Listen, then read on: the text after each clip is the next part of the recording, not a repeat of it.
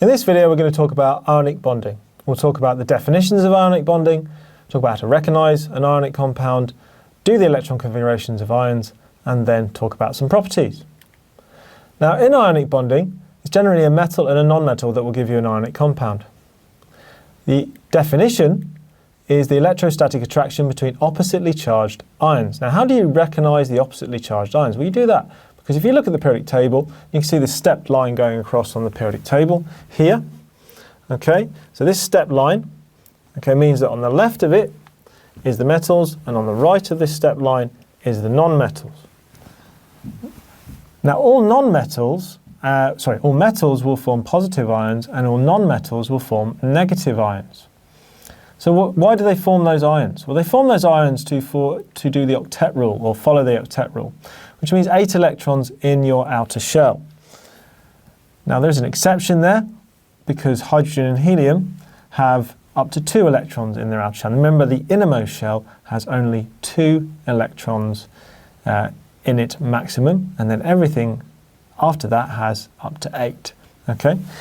Now, that's the same as GCSE, but there are some exceptions that you'll come across in A-levels. Now, the exceptions are anything to do with boron, phosphorus, or sulfur may have more than 8 electrons in their outer shell, or less. So, for example, boron trifluoride has only 6, but phosphorus pentachloride has 10, for example. But we'll go over those when we do the bond angles videos later on. So just remember, boron, phosphorus, and sulfur may have a slight difference. Now, they make those ions by losing or gaining electrons. And let's talk about how they lose or gain electrons now. So now we're going to try and draw NaF. So NaF is an ionic compound because it's a metal and a non-metal. Okay, and we know the metal loses electrons, we know the non-metal gains electrons. So let's have a look at the electron configuration of those and the number of protons and electrons. So if you look here, we've got 11 electrons and 11 protons, and we've got 9 electrons and 9 protons. If we then draw that as an electron configuration diagram, you can see that we've got 2 in the first shell, 8 in the second, and 1 in the last one. So that's 2.8.1. Okay, so that means that's 11 electrons in total, all drawn out nicely there. We then draw the fluorine, and the fluorine has 2, and then it's got 7. So 2.7 adds up to 9. So we've got our 9 electrons there. We've got our 11 electrons there. That's in group 1, 1 electron in the outer shell. That's in group 7, 7 electrons in the outer shell. Okay, so now we need to make them into ions. Now the good thing is, if the inner shells are not doing anything, why should we draw them? So in A-levels, if the shell is not changing in its chemistry at all, as it's not losing or gaining electrons, then we don't have to draw it. So that's why we can just simplify it down to outer shell only and look at this. Now when we look at that, we can then say, right, okay, we know the metal loses electrons and it wants a full outer shell. So the easiest way for it to be a full outer shell is for that electron to go. Now once that electron has gone, okay, you end up just with the sodium. Okay, so that sodium, that electron's gone. It's got all the electrons underneath, but we don't draw them because we're doing A-levels, okay, and we know they don't do anything. Okay, we still need to recognise that there are 10 electrons underneath, okay, because they catch you out on questions like that, but if you can look here, there's the sodium. So if we then look and say, right, okay, let's think about the charges on this. Well, it started off with 11 protons, so we've got 11 protons, okay, we've got 11 protons, and now we've lost that electron, okay, it's gone, okay, to give a full outer shell, and that means we have 10 electrons. So the difference is 1 extra plus and then 10 electrons. That means overall, that's why it's positive. And remember, all of the metals are positive ions. So this one is positive 1. Now, and generally what you can do is you can say that if you're in group 1, it will be a +1, group 2, +2, group 3, +3, or 3 plus. And essentially there is another video on this as well that tells you how to do ionic configurations, which goes through that.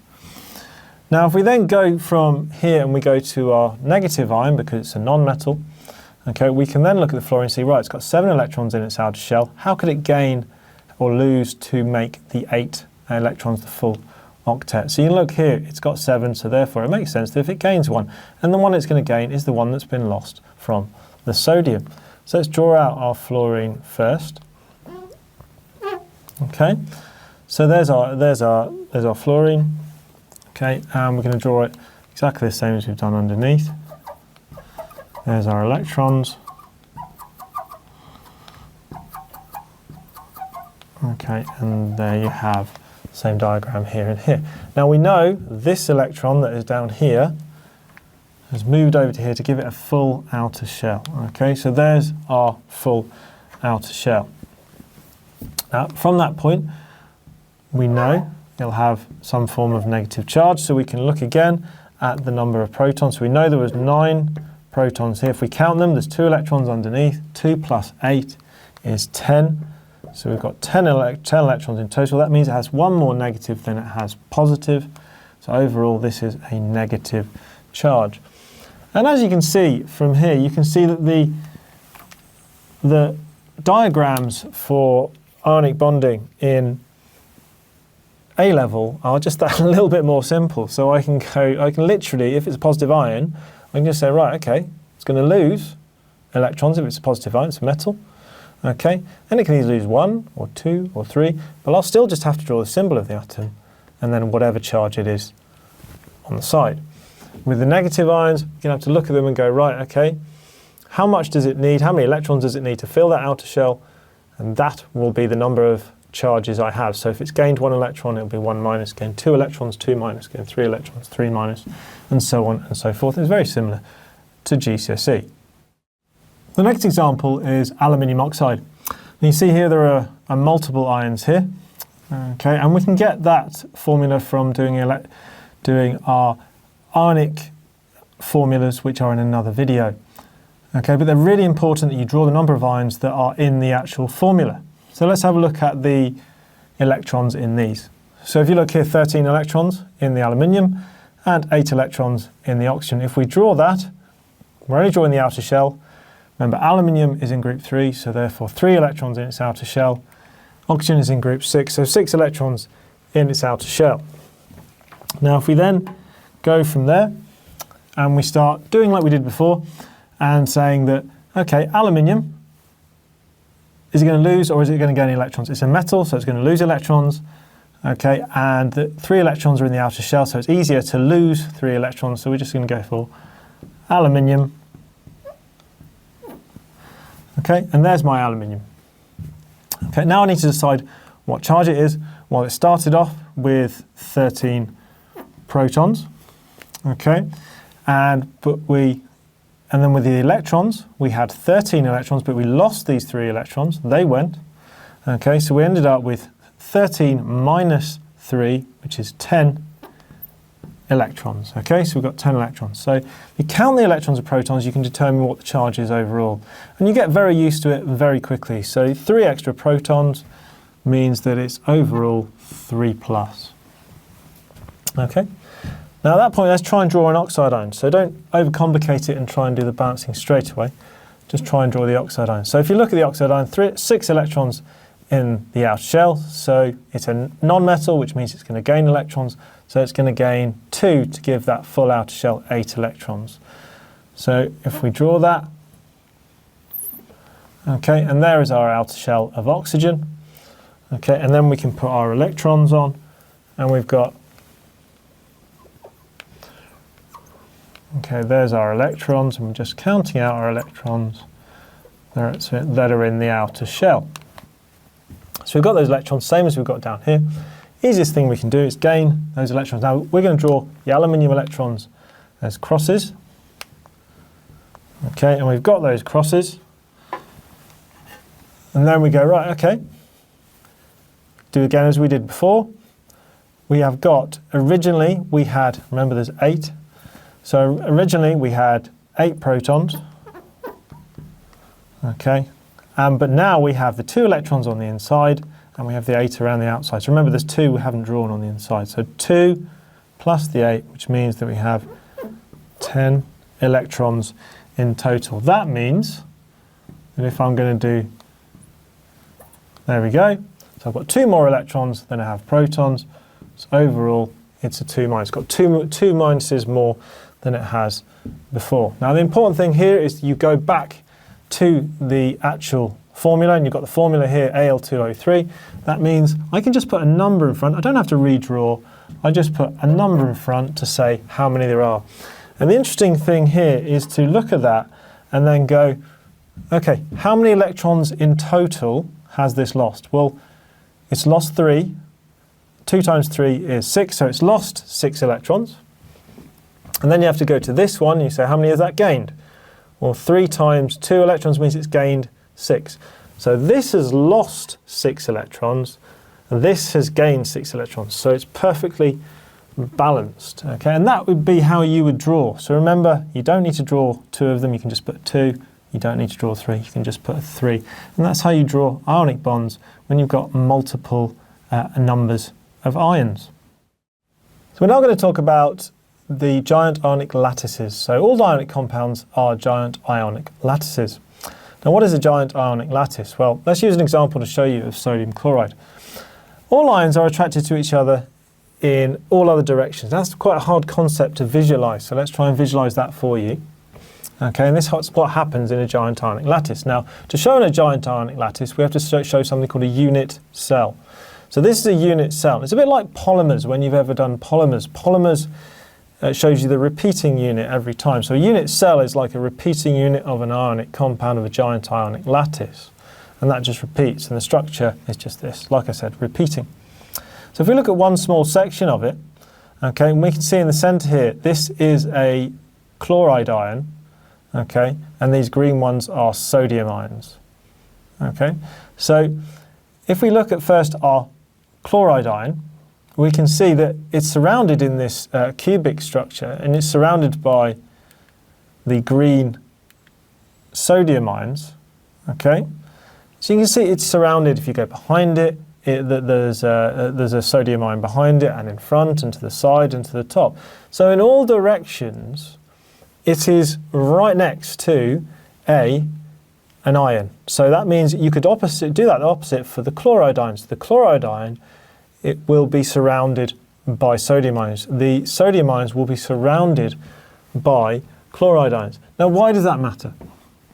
Well, the only reason that matters in terms of your examinations is the properties.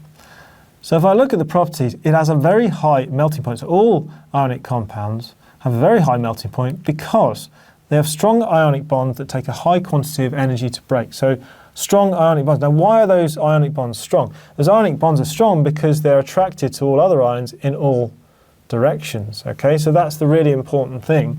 That's why you have strong ionic bonds. But for the exam, the most important thing is you remember that answer. Okay, right, now, ionic bonds also are soluble in polar solvents such as water. Now, in another video, we'll go over this in a bit more detail, but just to show you water, okay, here you have water, and you'll learn in another video, water has something called a dipole.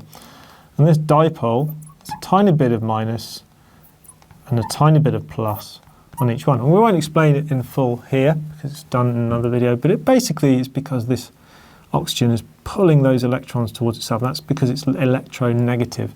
But for now, just to understand what's going on with the actual ionic compounds, what actually happens is the positive is attracted to a negative. So in an ionic compound such as sodium chloride, you have a chloride ion, and that chloride ion is attracted to this delta positive. Now, what the water does is actually surrounds the chloride ion, and by surrounding it, okay, like this, and it's multiple waters,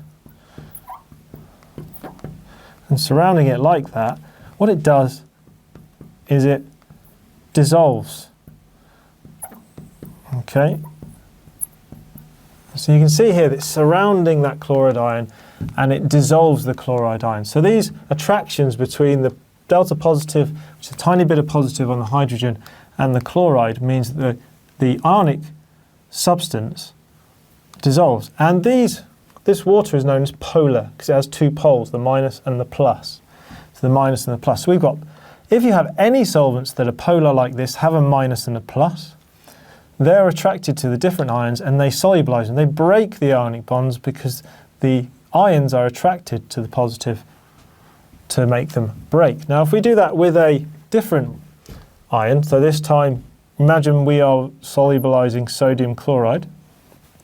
Okay, the water, or the other polar solvents, would swap it around. So therefore, instead of having the delta plus end, it would have the minus. Okay, so therefore, if we surrounded this with water, and there's your minus, and you'll see these diagrams as you do your A levels, and you'll see that the waters just surround the oppositely charged ions, and depending on which part of the water is attracted. So for example, the delta minus, in this case, the delta minus is attracted to the Na plus because the Na is positive. Okay, so the delta minus all surrounds, but in this case, you've got the chloride, and so the delta positives are all surrounding it.